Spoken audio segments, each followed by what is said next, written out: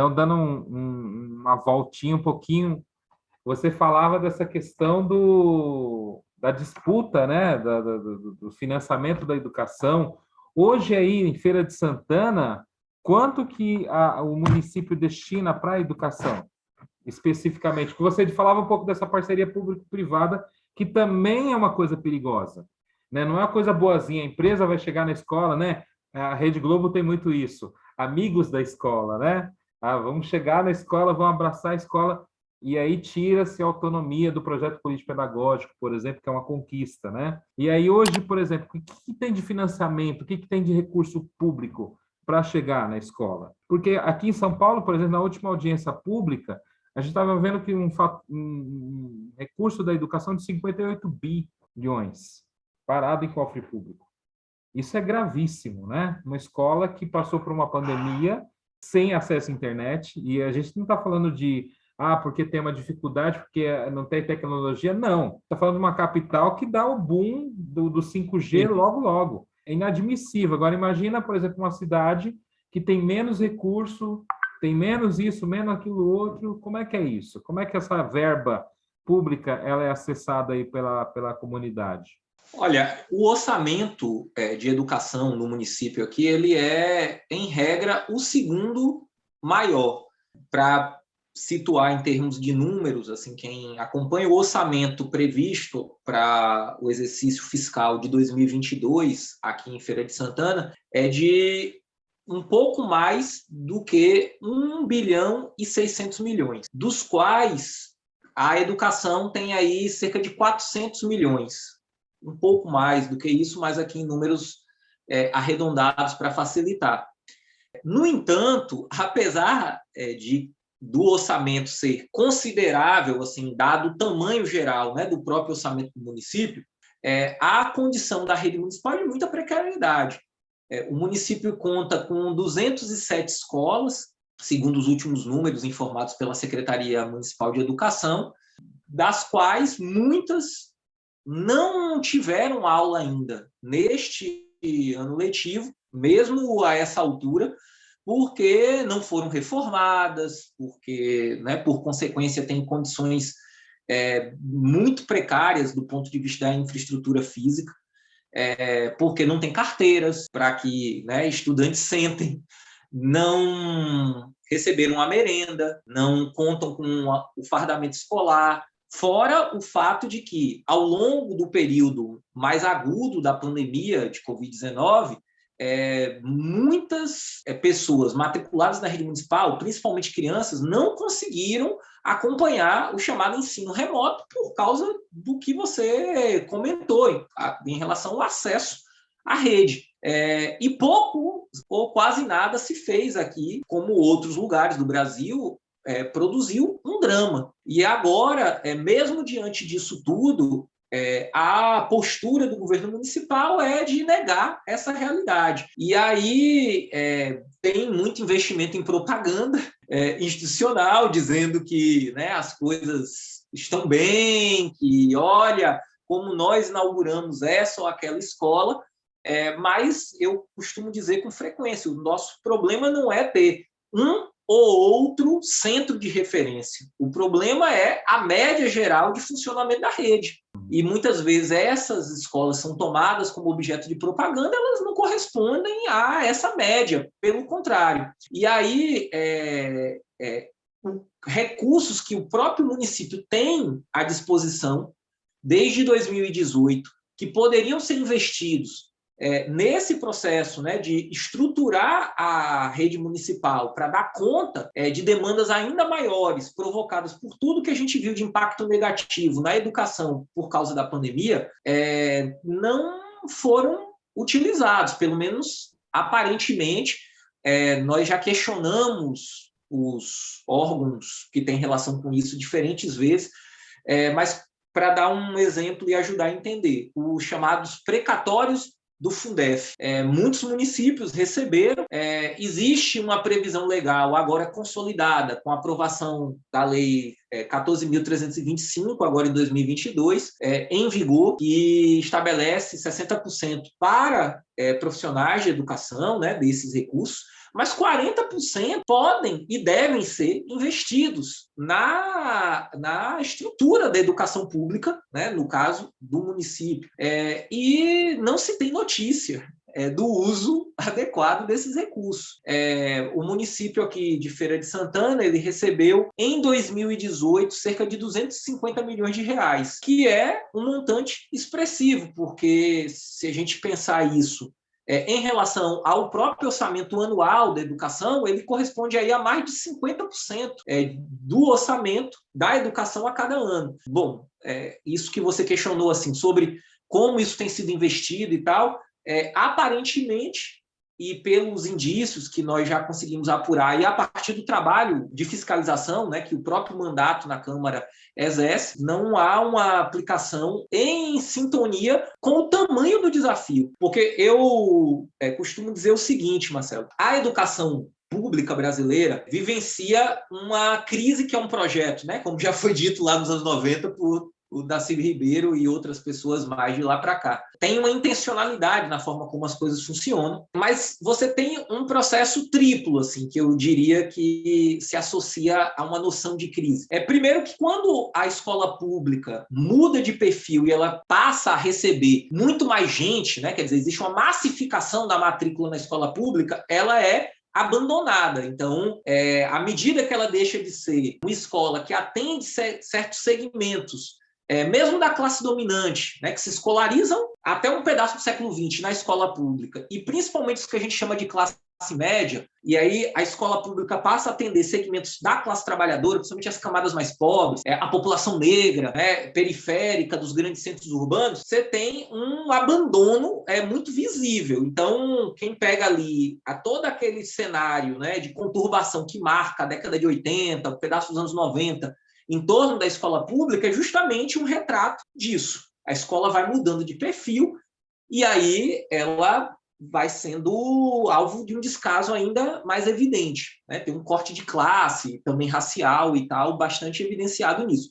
Junto com isso, os anos 90, a gente tem um modelo de gestão do Estado que é de inspiração neoliberal, que contribui para esse processo de privatização que a gente comentava aqui um pouco antes, que pensa a educação, né, como uma mercadoria, né, que trabalha determinadas concepções que veem que o problema da escola pública não é financiamento, é simplesmente gestão. Então, esse discurso, que influencia também outras áreas como a saúde, arrasa ainda mais a nossa condição de constituir um sistema nacional de educação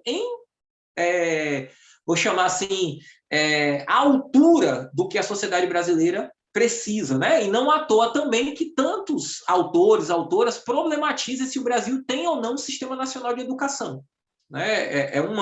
Um dos debates, pelo menos o sistema nacional de educação, como eu disse, alicerçado nas necessidades sociais da maioria da população brasileira e sua diversidade. Então, isso os anos 90. Quando a gente pensa o impacto das tecnologias de comunicação e informação, você tem uma outra dimensão disso.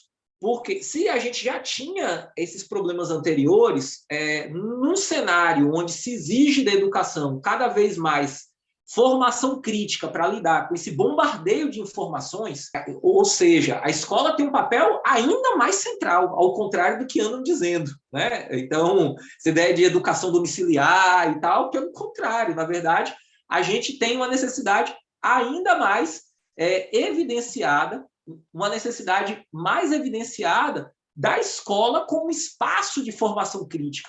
Porque, no final das contas, o que é a fake news? A fake news é a dificuldade de discernir criticamente se aquela informação é falsa, é verdadeira, se ela é boa ou não, a partir do lugar onde eu estou socialmente. E, no final das contas, isso é formação crítica. A escola tem um papel ainda maior nisso. Então, a gente acumula, vou chamar assim, facetas diferentes de uma crise, e a pandemia ela não inventou os nossos problemas educacionais, ela escancara os problemas educacionais. Então, aqui na Bahia, e aí não é só no município de Feira de Santana, mas a gente pensa a rede estadual, você tem situações de escola onde como é que eu vou cumprir os protocolos sanitários se eu sequer tenham água na escola, se não tem água, certo? Para que as pessoas lavem as mãos ou bebam, né? Então, a pandemia ela não inventou esses problemas, né? Mas é evidente, dá uma escala diferente e, portanto, o pós-pandemia deveria ser marcado por um investimento ainda mais massivo na estruturação de uma resposta pública a estas problemáticas, as antigas e aquelas escancaradas pelo cenário da Covid-19. Mas, infelizmente, não é isso que a gente tem assistido, né? Junto aí com a valorização só de palmas que os de saúde receberam durante a pandemia, né? E agora já esquecida, no caso da educação, todo aquele cenário de preocupação que aparecia ali de como as escolas poderiam funcionar, parece já hoje aí ter sido deixado de lado. Então, aqui a gente também vive isso, só que vivenciamos um ano letivo explosivo, assim. Para você ter uma noção, não tem um dia sequer que nós aqui no mandato não tenhamos que lidar, porque não é nem só receber denúncias de famílias que não têm, que a escola da sua comunidade não funciona, que não tem aula porque não tem professor, professora, porque não tem pessoal de apoio, porque não tem a carteira, a merenda, o fardamento, porque a escola pode cair. Uma das atividades que a Comissão de Educação e Cultura da Câmara Municipal de Feira de Santana, né, é uma comissão da qual o nosso mandato faz parte, teve que fazer outro dia desse, que o telhado de uma escola caiu em meio às atividades de aula. E aí a comissão precisou ir ao local da escola, crianças se machucaram, por exemplo, e isso não é um caso isolado, né? E pelo que eu tenho observado em outros municípios aqui da Bahia, e mesmo tendo notícias também de outros lugares do Brasil, também não é uma situação específica. É claro que aqui parece assim, mais aguda a situação do que outros lugares, mas também você tem essa realidade, assim como outras lutas, né? A luta pelo cumprimento do piso salarial, me parece que é algo generalizado hoje pelos relatos que eu observo. O pessoal fez uma plenária mais recentemente, uma plenária nacional de educadores e educadoras, e os relatos guardam muita semelhança, né? País afora. E olha que diversos estados tinham representação na plenária e você consegue observar traços comuns.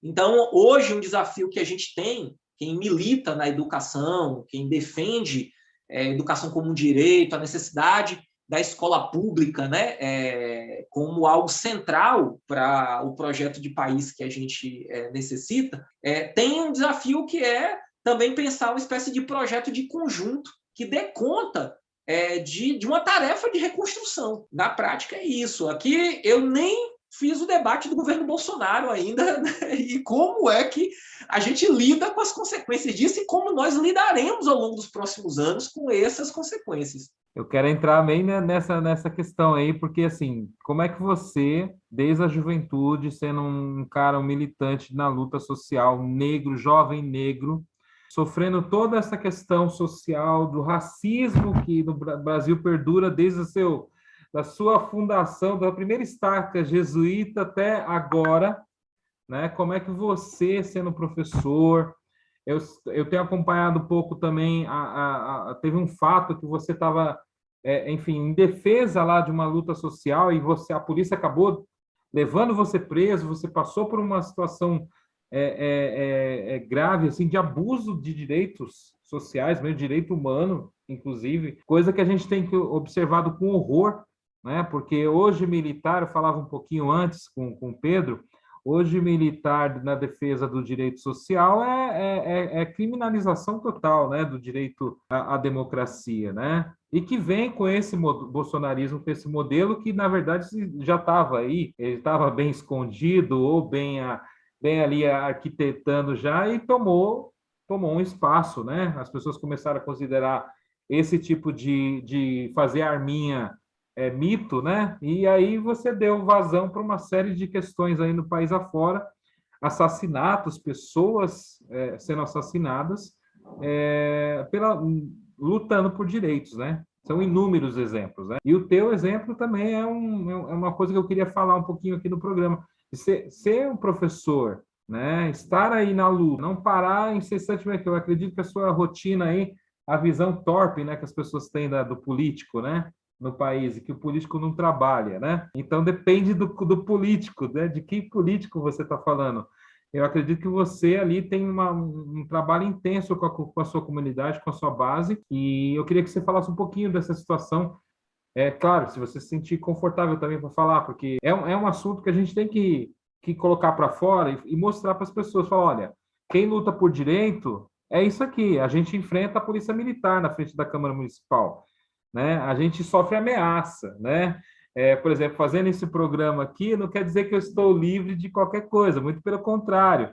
Você, sendo candidato a vereador, talvez no mandato coletivo ou não, você coloca um alvo na testa, está mexendo com o poder, né? E uma coisa muito central no país é tomar o recurso público, né? Quem não ocupa é ocupado, né? Então, assim, a gente tem que falar um pouquinho dessa situação também, dessa questão, né? De sofrer toda essa situação, de estar na defesa social, pelos direitos, enfim. E também queria que você já emendasse, falasse um pouquinho também dos projetos de lei que você está encabeçando aí na Câmara, que de repente não é fácil, não é uma tarefa fácil, né? Tem tantas ideias, tantas propostas e ver às vezes as coisas paradas lá, porque um amigo do amigo conseguiu encaminhar. Tranquilo Tá. para você?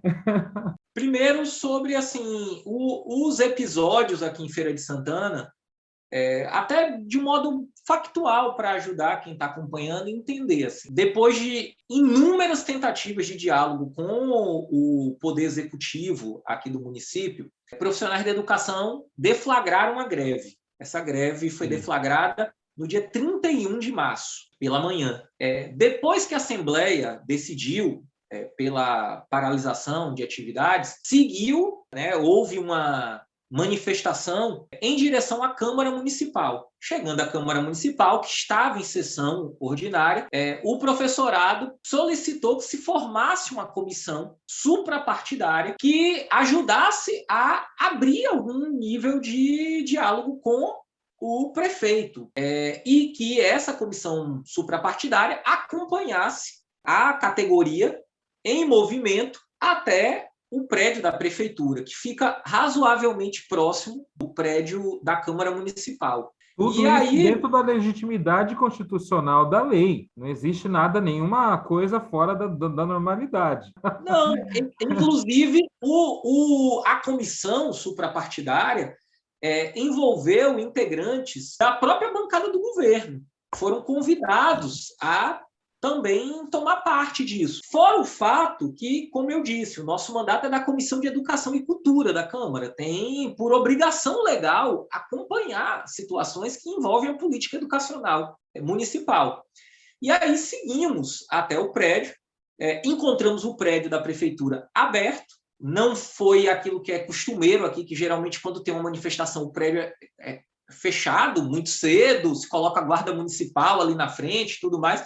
Como foi uma chegada que não foi esperada exatamente, ou não estava programado como uma manifestação para a área vizinha, a prefeitura, o prédio ainda estava aberto, apesar que solicitamos que um dos integrantes do governo municipal, da bancada do governo, né, no legislativo, ligasse e avisasse que essa comissão iria e tudo mais. Isso foi feito. E aí, chegando lá, as pessoas entraram, subiram a escadaria, ficaram no primeiro andar do prédio, algumas centenas de pessoas, e aí começaram a chegar guardas. Em meio à conversação para ou chamar alguém do governo municipal para estabelecer algum tipo de mesa de negociação, ou a comissão de vereadores ter acesso ao prédio para conversar com alguém diretamente, como, aliás, é garantido também em lei, né? É parte da nossa função de fiscalização, passa por ter acesso a qualquer prédio público do município. Uma guarda municipal passou a utilizar spray de pimenta, inicialmente de modo dissimulado, em meio a uma conversação, como nós estamos aqui e tudo mais, em meio a essas tratativas, e depois de modo aberto. E aí, óbvio, isso provocou todo um tumulto, professores passaram mal, isso implicou em 2 ambulâncias do SAMU que tiveram que levar para hospitalização professores que passaram mal, Como essas manifestações vinham e vêm com um apoio muito grande das famílias, crianças estavam presentes, foram alvo de spray de pimenta, profissionais de mídia que cobriam a manifestação também foram alvo. E a comissão, para você ter uma noção, né, a comissão de vereadores contava com o presidente da Câmara, com o vice-presidente da Câmara, com o presidente de comissões permanentes da Câmara, de outras áreas, como a de saúde, mas no meu caso, sou da educação, mas também sou o presidente da Comissão de Reparação de Direitos Humanos. Então, todo mundo já foi alvo de agressão. À medida que outros vereadores saíram para prestar o boletim de ocorrência, trancaram o prédio, achando que nenhum parlamentar estava mais. Só que eu estava no primeiro andar, justamente dando entrevista sobre os ocorridos da manhã. E aí, isso ainda no dia 31 de março, na quinta-feira. Então, as pessoas ficaram presas dentro do prédio, sem possibilidade de acesso à água, comida, medicamentos, a não ser por uma janela do primeiro andar, de onde se lançava um balde com corda, e aí as pessoas iam colocando esses suprimentos. A noite do dia 31 foi marcada por uma tentativa de desocupação do prédio completamente brutal. As luzes do prédio foram apagadas, né? O fornecimento de energia foi interrompido por ordem do prefeito, Colbert Martins Filho, que é do MDB, em coalizão com o DEM. Aqui é importante destacar.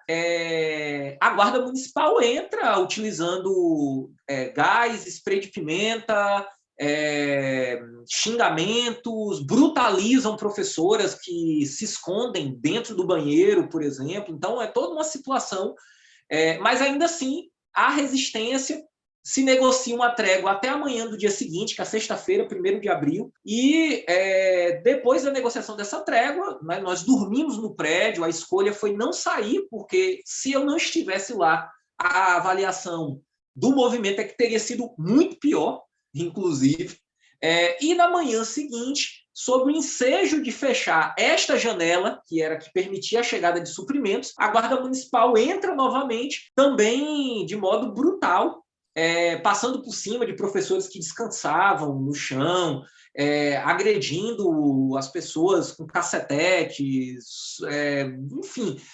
Para quem quiser ter uma dimensão disso, basta olhar nas nossas redes que vai perceber, os vídeos estão lá desse período, e eles são, assim, tem pessoas que passam mal só de ver as cenas, ou de lembrar dos ocorridos. E aí eu interfiro nessa situação, porque um assessor do nosso mandato, que é responsável justamente pelo registro audiovisual, foi brutalmente violentado mesmo, diversos guardas chutando, ele completamente rendido no chão, foi alvo de estrangulamento, uma professora também sendo agredida no chão, e aí eu tomo parte, eles também me agridem, né? Eu sou derrubado, tenho um dente parcialmente quebrado, escoriações, lesões em parte, né, direita do corpo, assim, diferentes pontos. Então, é uma situação, assim, como foi descrito por algumas pessoas, que nem na ditadura enfrentaram, né? Isso pensando alguns professores e professoras aqui que têm uma trajetória, né, mais antiga no próprio movimento de educação no município, e com um agravante. O nosso assessor foi detido sob a alegação que ele seria conduzido porque ele teria agredido um guarda, e ele foi mantido em cárcere privado dentro do prédio da Prefeitura Municipal de Feira de Santana, da manhã do dia 1º de abril até o final da tarde, sendo negociado como moeda de troca pelo fim da ocupação. A advogada do nosso mandato não pôde ter acesso, advogados que se voluntariaram a acompanhar não tiveram acesso a ele. 2 comissões da Ordem dos Advogados do Brasil, a de Prerrogativas e a de Direitos Humanos, se apresentaram e não tiveram acesso, e ele se manteve, né, foi mantido completamente à revelia de qualquer procedimento legal, sem garantia de alimentação, de água, de ida ao banheiro. Então, foi uma situação que, nesse caso, se assemelha aos piores momentos da ditadura pós-64. Não à toa, esses episódios acontecem no dia 31 e no dia 1º de abril, né? Dias aí de triste memória para o nosso país, ligados ao golpe ali de 64. E depois, ao invés do prefeito Colbert Martins Filho buscar se retratar, repudiar a violência, pelo contrário, ele endossa isso, buscando transformar as pessoas que foram agredidas em agressores, legitimando essa violência. Ou seja, o que é a mensagem política? É que esse tipo de violência política pode ocorrer com quem luta, né, com quem reivindica direitos, né, com quem se organiza para isso. Isso não está apartado de um contexto mais geral, que é esse que o país vivencia, onde, claro, essa repressão e criminalização à luta social já estava colocado. Basta olhar os números aí, né, de assassinatos que a gente tem no Brasil, ligados, por exemplo, a trabalhadores e trabalhadoras rurais, a povos e comunidades tradicionais, né, com um destaque para os diferentes povos indígenas. Quando a gente pensa o que acontece nas periferias, mas o bolsonarismo ele busca articular isso como uma política oficial de Estado, e essa é a diferença qualitativa e esse é o risco. Então, se o Brasil nunca foi um Estado democrático de direito, no sentido rigoroso do termo, né, sempre foi uma democracia por se fazer, agora, o que esse campo político que se organiza em torno, né, de Bolsonaro busca fazer é jogar fora mesmo essas pequenas conquistas em torno das liberdades democráticas. Então, um prefeito como o de Feira de Santana, ele se sente à vontade, num quadro como esse, de fazer o que fez e ainda endossar publicamente na mídia, né, essa situação de violência, porque a leitura que ele faz é que não só há um cenário de impunidade, como, mais do que isso, um estímulo por parte do próprio governo central do país. Então, é esse também o cenário, não é à toa que os números que envolvem aí morte e outras formas de violência política em relação a pessoas que lutam, né, em organizações populares tem aumentado tão drasticamente. E que essa violência política tem, inclusive, aparecido dentro dos próprios espaços parlamentares, as câmaras municipais, né, as assembleias legislativas, o próprio Congresso Nacional são palcos para esse tipo de violência, que nesse caso aparece mais como uma violência discursiva e tudo mais, mas é tão violência política quanto, principalmente contra parlamentares que são mulheres, negras ou, né, da população LGBTQIA+. Então, tem uma conexão. Tem um ditado, né, que dizia assim, que o problema não é só o general, né, é o guarda da esquina, no caso de uma ditadura. Né? Então, o problema não é apenas Bolsonaro e o seu círculo mais imediato e o que faz em Brasília. É como isso se irradia pelo conjunto do país e como isso reforça um tipo de violência que já marca o cotidiano no Brasil.